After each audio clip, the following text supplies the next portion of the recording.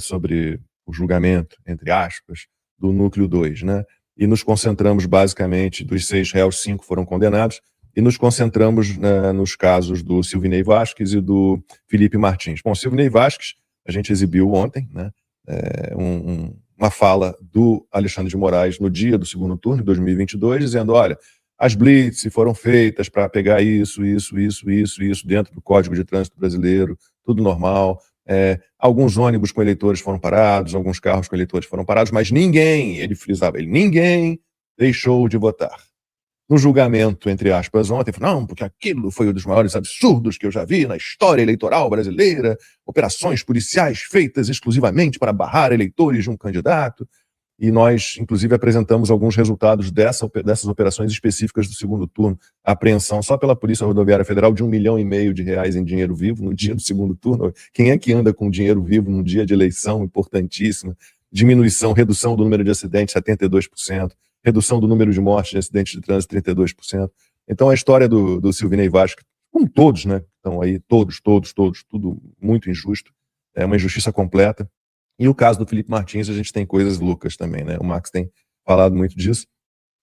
Bom, para começar, a minuta que eles não mostram, que teria sido feita pelo Felipe Martins, na verdade, o que se tem é uma minuta que foi encontrada no celular do Mauro Cid.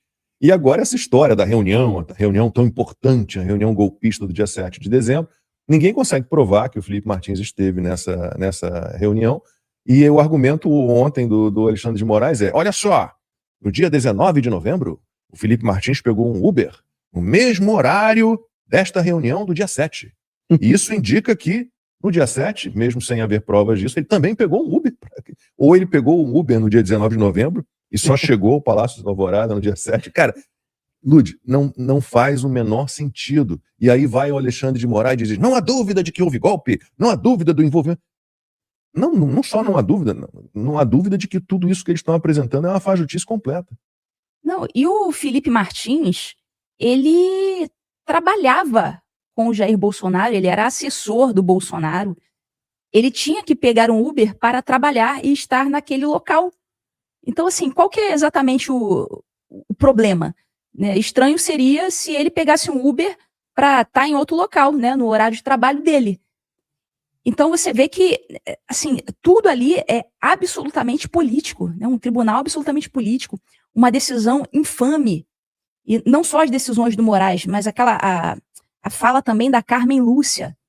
Eu achei extremamente grave a fala dela, no sentido de que as ideias do Felipe Martins eram ideias perigosas, ele era um sujeito de intelecto e que aquele intelecto estava sendo utilizado para o mal, alguma coisa assim que ela falou nesse sentido.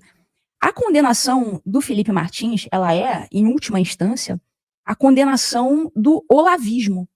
Sim. É o olavismo cultural que foi condenado. Ou seja, esse julgamento, além de político, ele foi um julgamento ideológico.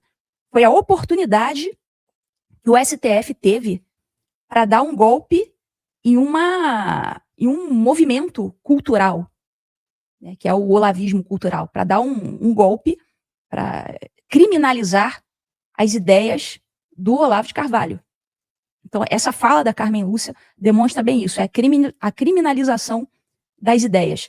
Né? Todo mundo sabe que o Felipe ele era muito vocal, ele estava muito presente na época no Twitter, ele escrevia muito bem, falava muito bem, era professor, e todo mundo sabe disso. Então, quando você condena um sujeito com essas características, você está colocando ali uma sinalização, que é a técnica do etiquetamento, né? Você coloca uma etiqueta na testa de todo mundo que compartilha daquelas mesmas ideias.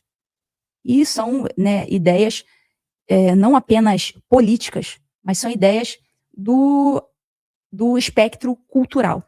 Então, esse julgamento não foi um julgamento apenas político, foi um julgamento ideológico também. Muito triste. Bom, notícia boa, terceira sessão da Audiência Nacional, instância da Justiça Espanhola com sede em Madrid, que é especializada em casos de grande repercussão, negou o recurso apresentado pelo Supremo Tribunal Federal do Brasil para a extradição do jornalista Oswaldo Eustáquio. A corte considerou inexistente o requisito da dupla incriminação previsto no Tratado de Extradição entre os dois países.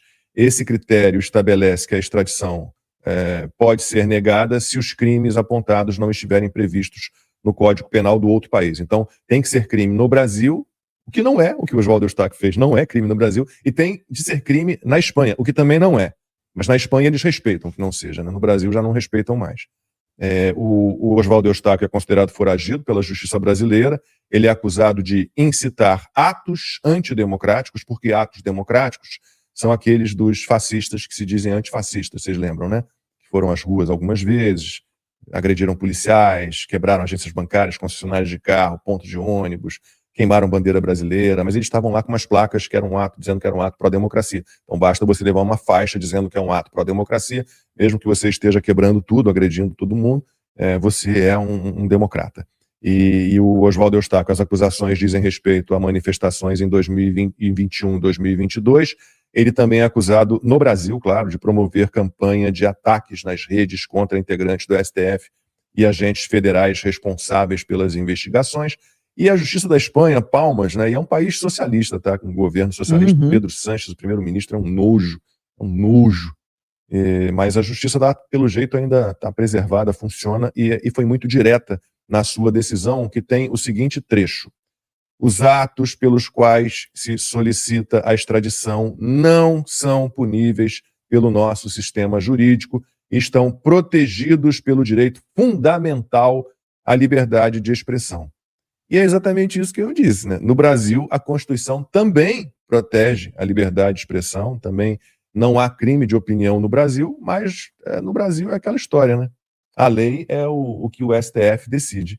Pode tanto ignorar a lei, rasgar a lei, como pode inventar uma lei, como pode interpretar a seu bel prazer o que já está ali escrito na lei. E na Espanha é diferente. Então, boa notícia, Oswaldo Eustáquio não será extraditado. Isso daí, Lacombe, deixa claro também para tribunais internacionais, autoridades internacionais, governos de outros países, a situação que está o Brasil, a situação do judiciário brasileiro. Pode colocar aqui, por favor. Obrigado. Colocar a situação do judiciário brasileiro, gente, ela hoje, infelizmente, sim, não tem mais um judiciário normal. Não é algo mais que você espera ter. Porque assim, o judiciário, vamos pensar um pouquinho agora na parte filosófica, né? Você sabe que eu gosto da parte filosófica. O judiciário, ele deveria ser uma honra enorme. Ou seja, você ser um juiz, você ser um ministro da Suprema Corte, deveria ser algo assim para você ter um extremo cuidado com a instituição que você representa. É isso que acontece aqui nos Estados Unidos. Eu já li um pouco sobre como os ministros daqui se comportam. Eles têm todo cuidado para saber aonde eles vão jantar, aonde eles vão almoçar, com quais pessoas eles podem ter convívio social. A coisa aqui é completamente distinta. Por quê? Porque eles entendem o tamanho da responsabilidade de você ser a Suprema Corte de um país. No Brasil, você tem um ministro da Suprema Corte fazendo discurso na estreia de um canal de notícias. E se algum dia... mentindo descaradamente. Não, e se algum dia chegar um processo contra o SBT News na Suprema Corte? Você esteve lá, discursando, fazendo, sabe? Toda aquela... quase com um apoio mútuo. Né? Por exemplo, o pessoal botou aqui agora. Alexandre de Moraes foi o cara que fez o SBT, né? Perdoou lá o SBT não pagar 8 milhões de reais a Sherazade. Então, assim, olha a situação que fica agora. Pô, ele perdoou a dívida e aí o SBT News entrou e botou o cara para falar no público. Pode não ter nada a ver, mas você entende que você abriu uma brecha para que as pessoas comecem a fazer esse tipo de conexão? Então, assim, isso daí, em países sérios, como aqui nos Estados Unidos, se tem um cuidado absurdo para evitar esse tipo de situação. No Brasil parece que virou regra, porque você tem ministro da Suprema Corte fazendo eventos, não só no Brasil como em outros países, convidando empresários, e aí, o que acontece? Depois, esses mesmos empresários têm processo no STF, como é que fica? O empresário que pagou passagem de ministro, pagou hotel de ministro, e o ministro discursou no evento daquele empresário. Entende? A Suprema Corte Brasileira, ela virou uma piada. Ela virou uma caricatura. Ou seja, quem acabou com o STF não somos nós que estamos fazendo críticas, não são ataques. Ataque é você chegar lá, bater, quebrar, isso para mim é um ataque. Agora, você criticar e apontar o erro, né, isso não é ataque. Agora, quem que hoje está acabando com a honra, com a instituição Supremo Tribunal Federal Brasileiro? São os próprios ministros, não somos nós. A gente só está mostrando o que eles estão fazendo, e isso incomoda. Incomoda tanto que na festa do Alexandre de Moraes, né, uma festinha lá que o Lacombe comentou no início do programa, Vamos falar dela daqui a pouquinho. não podia falar dos 129 milhões do contrato. Sabe aquela coisa de filme? Aquela coisa assim, todo mundo fica meio com medo. Será Poder que fala? podia, Será né? que não fala? Mas ninguém é louco, né? Mas você entende? O Brasil está virando uma distopia. Total. Uma distopia, sabe? Você tem um tribunal ideológico, como a Ludmila colocou, porque em vários momentos no julgamento do Felipe Martins, durante ali o voto para condenar, eles falavam que ele tinha ideias perigosas. O que são ideias perigosas? São ideias que vão sair por aí batendo nos outros? Né? São ideias aí que vão... Sabe, enquanto isso, o narcoterrorismo roda solto no Brasil. O Marcola, não foi? Prescreveu um dos processos contra ele, já há 16 anos. Ou seja, a diligência para condenar o Felipe Martins foi incrível. Porque você recebeu a denúncia 7 meses depois ele está condenado. Quando que isso acontece com um narcotraficante, Lud? Não. Que em 7 meses você aceita a denúncia e ele já está condenado. Não acontece. Esses processos contra esses narcotraficantes levam anos. Enquanto o Renan Calheiros também prescreve tudo. Prescreve tudo. Tudo. E tem uma coisa também que eu queria ressaltar em relação a esse assunto aí do Oswaldo Eustáquio, essa última decisão da Justiça da Espanha. Isso é uma confirmação internacional dos abusos do Poder Judiciário brasileiro, dos abusos do STF. É um Poder Judiciário de outro país julgando, digamos assim, o nosso Poder Judiciário. Dizendo, olha, vocês aí do Brasil, vocês da Justiça aí do Brasil, vocês estão perseguindo um sujeito politicamente. Eles disseram, inclusive, como argumento para manter o Oswaldo Eustáquio asilado lá, protegido, o fato dele ter sido preso 3 vezes por questões de opinião.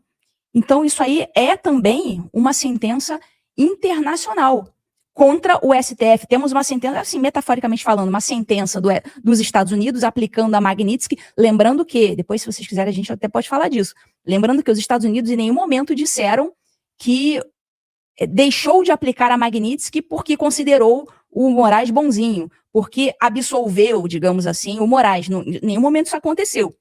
Eu acredito que daquelas 4 hipóteses da Lei Magnitsky tenha sido utilizada a 4ª, interesse de segurança nacional dos Estados Unidos, e não as outras 3. Então, assim, os Estados Unidos não estão absolvendo o Moraes. Ele não se arrependeu, ele não foi inocentado, ele não pagou multa. Então, ele continua sendo, na minha visão, um sancionado internacional, reconhecido violador de direitos internacionais, tanto pelos Estados Unidos como agora pela Espanha. Já estava sendo pela Espanha e agora isso está sacramentado. Então temos aí uma segunda sentença internacional, digamos assim, contra o Moraes. Em relação ao Eduardo Talhaferro,